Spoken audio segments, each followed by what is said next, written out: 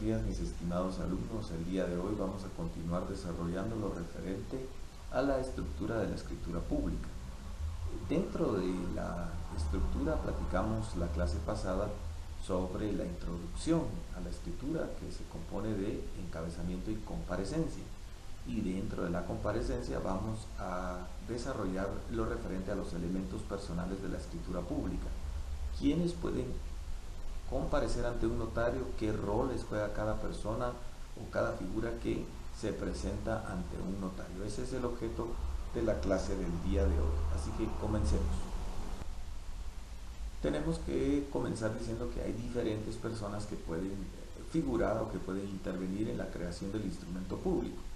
No se ha tomado tradicionalmente al notario como un sujeto del instrumento público, en virtud de que el notario no interviene dentro del instrumento, sino que prácticamente el notario es el que crea el instrumento público.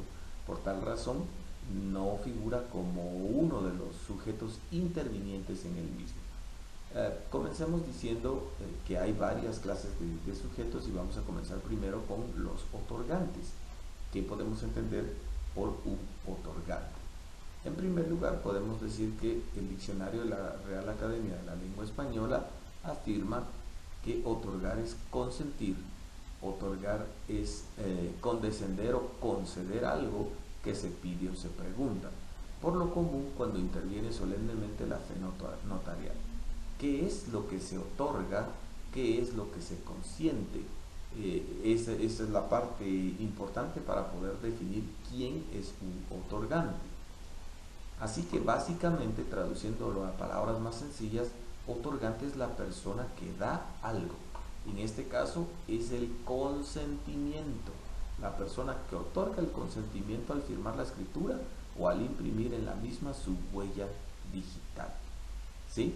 Esa es la persona entonces del otorgante, la persona que al firmar la escritura da su consentimiento para que surja el negocio jurídico. Y recuerde que el objeto del instrumento público es crear, modificar o extinguir derechos y obligaciones. Entonces, otorgante es quien consiente a través de su firma o su impresión digital en la creación, modificación o extinción de las obligaciones correspondientes a las que se refiere el instrumento en cuestión. A continuación, continuamos explicando qué sujetos pueden intervenir en el instrumento público. Y aquí viene otro concepto importante, que es el concepto de parte.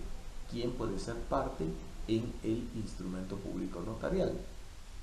Hay dos acepciones de parte dentro de un instrumento público. Parte en sentido material, que es quizá la forma más distintiva para saber quién es parte y poderlo distinguir de otros sujetos, es la persona a quien le repercuten directamente los efectos del acto en su persona, y podríamos añadir también ahí en su patrimonio. Es la persona que resulta afectada positiva o negativamente por el acto o contrato que se otorgó. Pongámoslo de una manera sencilla para poderlo ilustrar. No siempre la parte es igual que otorgante. Por ejemplo, si hay una persona que comparece representando a otra porque es su mandatario, si hay una persona que se fue a Estados Unidos, por ejemplo, vive allá y manda dinero para que alguien compre en su nombre una casa aquí en Quetzaltenango, el mandante que está allá en Estados Unidos es una persona que faculta a otro para que firme en su nombre ese instrumento de compraventa aquí en Quetzaltenango. Entonces, ¿quién de los dos es el otorgante y quién de los dos es parte en el contrato? Otorgante es la persona que va a firmar dando su consentimiento para la compraventa. En este caso nos estamos refiriendo específicamente al contrato de compraventa de la casa. En ese caso en particular, el mandatario, la persona que recibe el poder y que vive aquí en Quetzaltenango y que acude ante el notario y compra en nombre del que está en Estados Unidos, ese sería el otorgante. Él dio su consentimiento debidamente facultado en nombre de otro para que se pudiera dar la creación, extinción o modificación de esos derechos en particular. Ahora, ¿quién es parte en sentido material? Bueno, el mandatario no lo es, porque el patrimonio del que firmó la escritura no aumentó ni disminuyó. El patrimonio que aumentó, se disminuyó o en alguna forma varió es de la persona que está en Estados Unidos. Ese es, entonces, parte en sentido material de ese contrato de compraventa. También existe la parte en sentido formal, es a quien no le repercuten directamente los efectos del acto en su persona, pero que interviene en su formación. O sea, parte en sentido formal y otorgante podrían en algún momento ser sinónimos, ¿verdad? Firma el instrumento el mandatario, pero a él no le afecta directamente porque él actúa en nombre de otra persona. Lo mismo podríamos hablar de los que representan a personas jurídicas, de los que representan a menores de edad, por ejemplo. Ellos son parte en sentido formal, son otorgantes, pero no son parte en sentido material.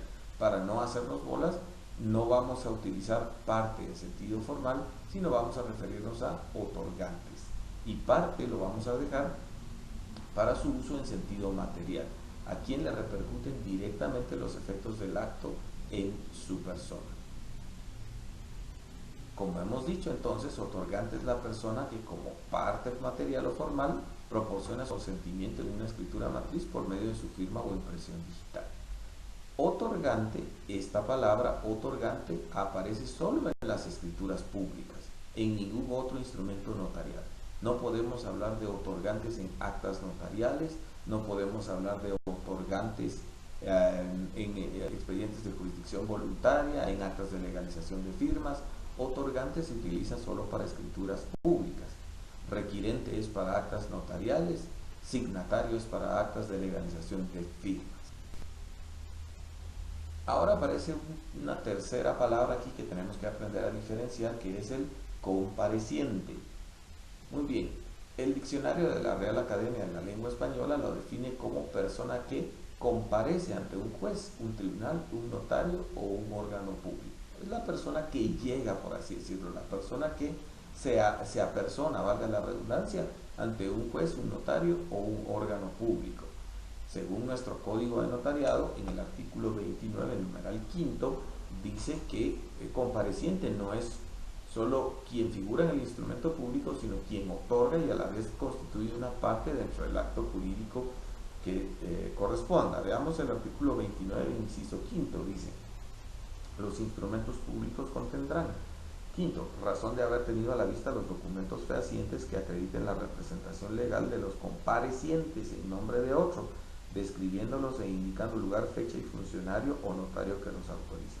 Hará constar que dicha representación es suficiente conforme a la ley y a su juicio para el acto o contrato. Entonces, compareciente es quien llega y firma el instrumento, quien otorga. El consentimiento puede ser en nombre propio o en nombre de una tercera persona, como lo detalla ese artículo. Compareciente viene siendo lo mismo entonces que otorgante o parte en sentido formal. Espero que estemos entendiendo esa diferenciación. ¿Por qué tenemos que usar diferentes palabras para referirnos a las mismas cosas?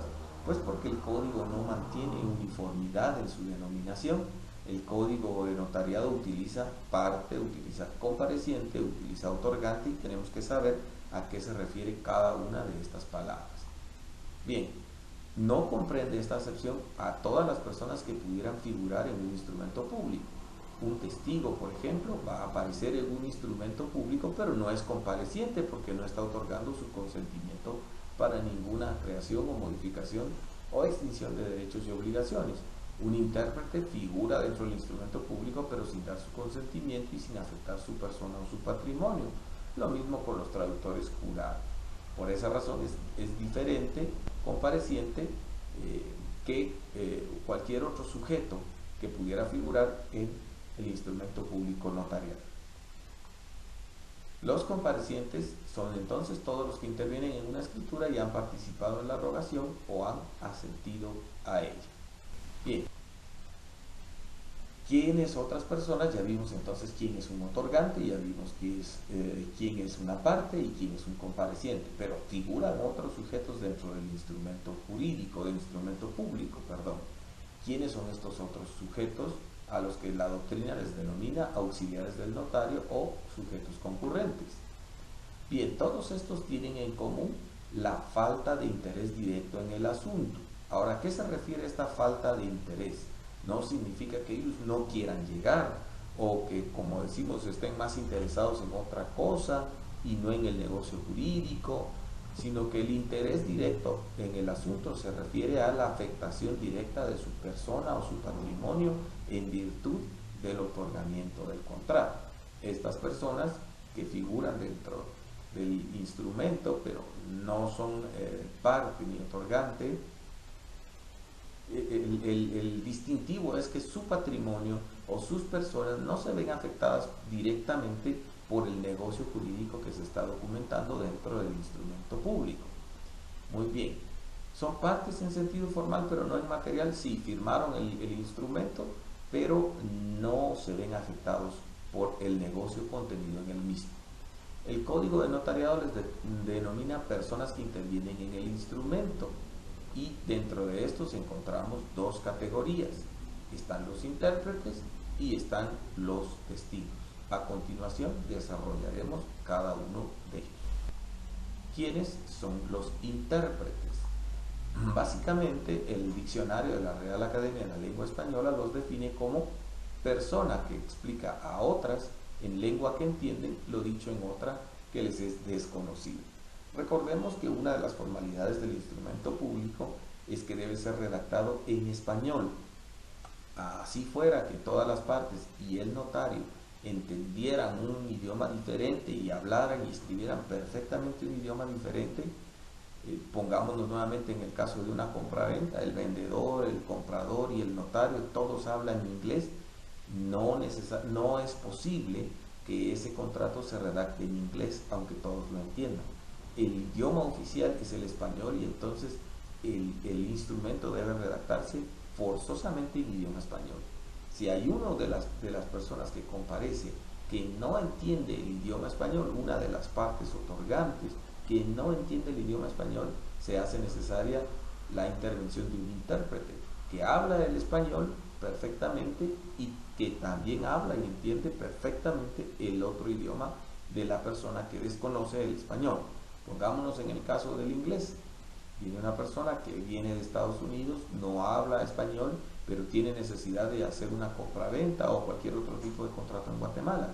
Él debe de comparecer acompañado de un intérprete, que es una persona que le va a explicar en inglés lo que se diga en español y que todo lo que él hable en español lo va a traducir, todo lo que él hable en idioma inglés, perdón, lo va a traducir al español.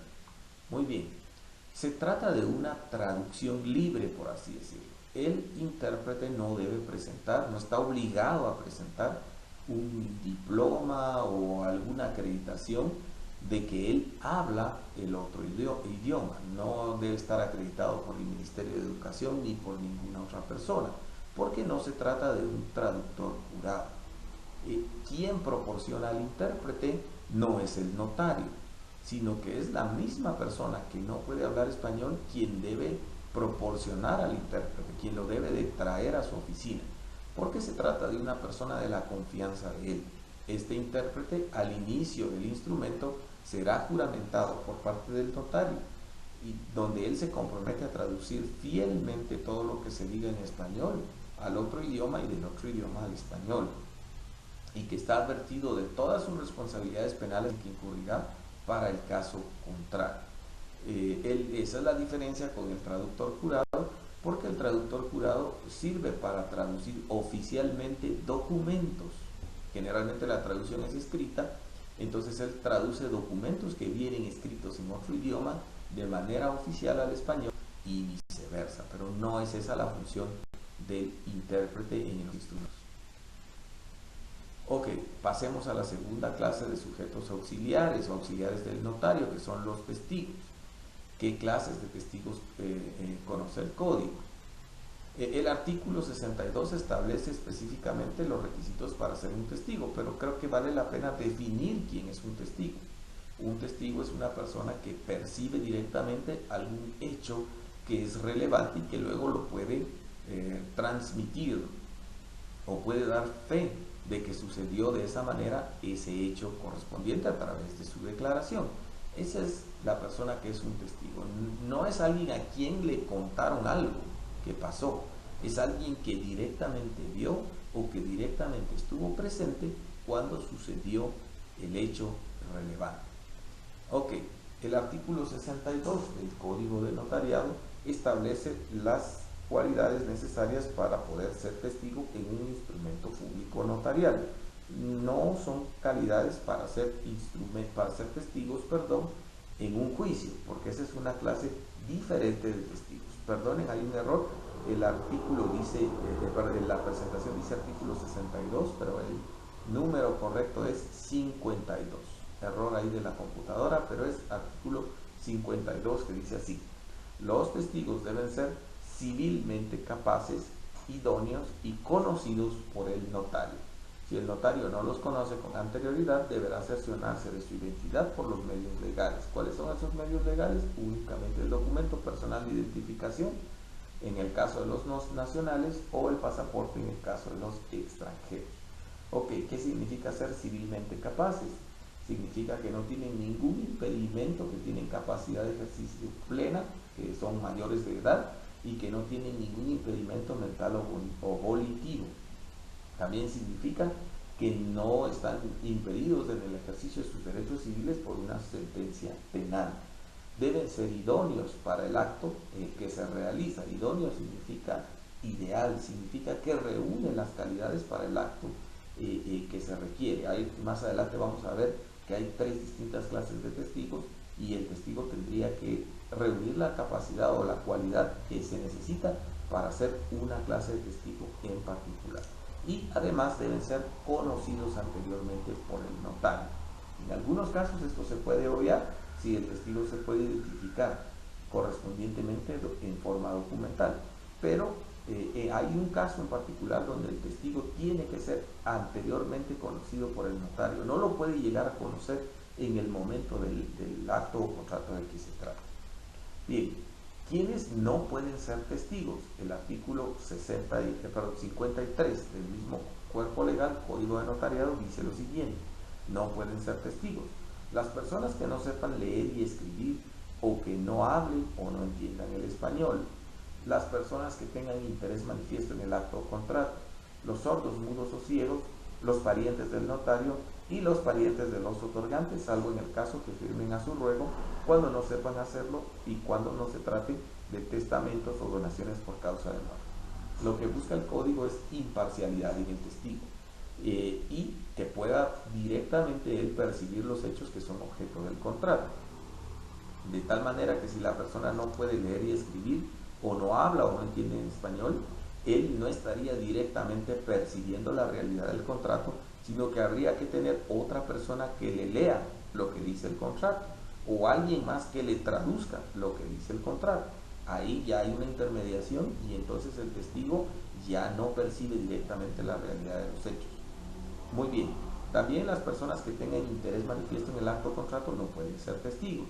¿Sí? Si una persona va a ser beneficiada por el contrato, no puede a la vez ser testigo dentro del mismo contrato porque perdería su imparcialidad. Los sordos, mudos o ciegos tampoco pueden ser testigos porque ellos no pueden directamente percibir a cabalidad la realidad de los hechos del contrato, sino que alguien más les tendría que explicar en lenguaje de señas, o alguien más tendría que explicar cuando ellos hablen a través de una traducción de su lenguaje de señas, o alguien les tendría que explicar y decir lo que aparece en el contrato porque ellos no lo pueden leer en el caso de los ciegos. Por esa razón ellos no pueden ser testigos porque no están captando directamente la realidad de los hechos del contrato. Los parientes del notario tampoco pueden ser testigos porque al tener alguna relación con el notario, pierden también su imparcialidad. Y lo mismo en el caso de los parientes de los otorgantes, salvo la excepción de los testigos a ruego, que vamos a discutir quiénes pueden ser esos testigos a ruego. Muy bien, entonces de esto podemos concluir que los testigos se dividen en 3 categorías. La primera son los testigos de conocimiento. Vea conmigo el artículo 29 del Código de Notariado en su inciso 4. El artículo 29, inciso 4 del Código de Notariado dice lo siguiente: los instrumentos públicos contendrán la identificación de los otorgantes cuando no los conociera el notario por medio de la cédula de vecindad o el pasaporte, o por dos testigos conocidos por el notario, o por ambos medios cuando así lo estime conveniente. Entonces, en el caso en que una persona se presenta ante el notario pero no tiene su DPI a la mano, o es un extranjero y no tiene su pasaporte a la mano, la única forma de suplir esa falta de identificación es a través de dos testigos de conocimiento. Estos testigos comparecen junto con la persona y le manifiestan al notario que él es efectivamente quien dice ser y que él tiene precisamente las generales de ley que ha manifestado. Sí, señor notario, este es el señor fulano de tal, él tiene esa edad, está casado, es guatemalteco, tiene ese domicilio, nosotros lo conocemos a él y le aseguramos que él es quien dice hacer, quien dice ser. Esa es la función del testigo de conocimiento. Pero como requisito, este inciso dice que estos testigos tienen que ser del previo conocimiento del notario, para que el notario pueda confiar en ellos y pueda aceptar la palabra de ellos de que este compareciente es quien dice ser. El notario los tiene que conocer de antemano. Estos no se pueden identificar ante el notario solamente con su DPI y no los puede llegar a conocer el notario hasta ese momento. Tiene que conocerlos de antemano y eso sí ya pone un grado de dificultad en el asunto, porque pues hoy en día es muy difícil conocer a toda la gente, a todo el mundo. Por esa razón, la mayoría de los notarios obvian esta situación y simplemente utilizan testigos de conocimiento, aunque no los conozcan de antemano, pero siempre eso implica cierto riesgo. Bien, la siguiente clase de testigos son los testigos instrumentales. Estos están contenidos en el artículo 51 del Código de Notariado, que dice lo siguiente: el notario podrá asociarse de testigos instrumentales en los actos o contratos que autorice, pero si se tratare de testamentos o donaciones por causa de muerte, está obligado a asociarse de los testigos que exige esta ley. La función de los testigos instrumentales es colaborar en la dación de fe, junto con el notario, de lo que sucede en un instrumento. Generalmente el notario tiene fe pública y todo lo que él diga que pasó y que lo consigne así en su instrumento, se considera como que así pasó. Pero hay algunos momentos en donde el notario necesita reforzar esa fe pública con testigos que digan que efectivamente lo que puso el notario en el instrumento público sucedió así, que esa fue la manifestación de voluntad de los otorgantes. Por ejemplo, en el caso de los testamentos, ahí no solo basta con que el notario diga que la persona, el testador, vino ante sus oficios y manifestó que deseaba heredar exclusivamente a una persona y desheredar a los demás, por ejemplo, sino que ahí hará falta dos testigos más que confirmen que eso fue precisamente lo que dijo el testador en el momento en que otorgó su testamento. Pudiera ser también aconsejable en algunos casos, aunque no sea requerido por la ley, porque los testigos instrumentales son forzosamente requeridos en los testamentos y en las donaciones por causa de muerte, pero se deja a criterio del notario si los utiliza en otra clase de instrumentos. Por ejemplo, si una persona me llama a mí ya de último momento, me dice: mire, mi papá está enfermo, está en el hospital, quiere arreglar todas sus cosas, por favor venga. Y yo voy al hospital, encuentro a la persona lúcida que puede manifestar su voluntad, pero ya no puede firmar. Y ahí la voluntad de esa persona es: mire, quiero dejarle todas mis propiedades a mi hijo mayor, que es el único que me está auxiliando en estos momentos. Quizás sería aconsejable utilizar dos testigos instrumentales que también digan junto conmigo que esa es la voluntad de la persona y que está donando, no por causa de muerte, sino una donación en forma pura y simple a su hijo mayor, todas sus propiedades. ¿Por qué? Porque ahí se avisora que va a haber impugnación de ese instrumento, que posiblemente va a haber un pleito y que los otros hermanos no van a estar contentos con esa decisión. Entonces vale más prevenir y, aparte de mi fe pública, reforzar esto con testigos instrumentales.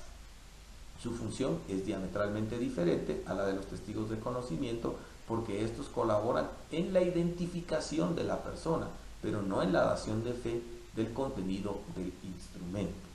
Y finalmente están los testigos rogados o de asistencia, cuyo fundamento legal está en el artículo 29, inciso 12 del Código de Notariado. El artículo 29, inciso 12 dice lo siguiente: Los instrumentos públicos contendrán las firmas de los otorgantes y de las demás personas que intervengan y la del notario precedida de las palabras ante mí. Si el otorgante no supiere o no pudiere firmar, pondrá la impresión digital de su dedo pulgar derecho y en su defecto que especificará el notario, firmando por él un testigo, y si fueren varios los otorgantes que no supieren o no pudieren firmar, lo hará un testigo por cada parte o grupo que represente un mismo derecho. Entonces, cuando hay una persona que no puede firmar porque ignora hacerlo o por cualquier otra circunstancia, otra persona tiene que comparecer como testigo a ruego, que va a suplir la firma de la persona que no sabe firmar. El que no sabe firmar va a dejar la impresión de su dedo pulgar de la mano derecha u otro en su defecto, y a la par, en calidad de testigo de asistencia o rogado, va a firmar esta otra persona. ¿Sí? Este puede ser familiar de la persona que no firma. Esta es la única excepción a esa prohibición. Pero fuera de ese caso, ninguno de los testigos puede ser familiar de quien firma el instrumento, del otorgante. Ok, entonces la función de este es diferente. Este suple la firma que el otro no puede o no sabe poner. Y ahí vemos la diferencia entre estos tres testigos. Los testigos de conocimiento colaboran en la identificación de los otorgantes, los instrumentales colaboran en la dación de fe del contenido del instrumento público, y los testigos rogados o de asistencia suplen la firma de la persona que no puede o no sabe firmar. Esa es la función de los testigos, y con eso terminamos la clase del día de hoy.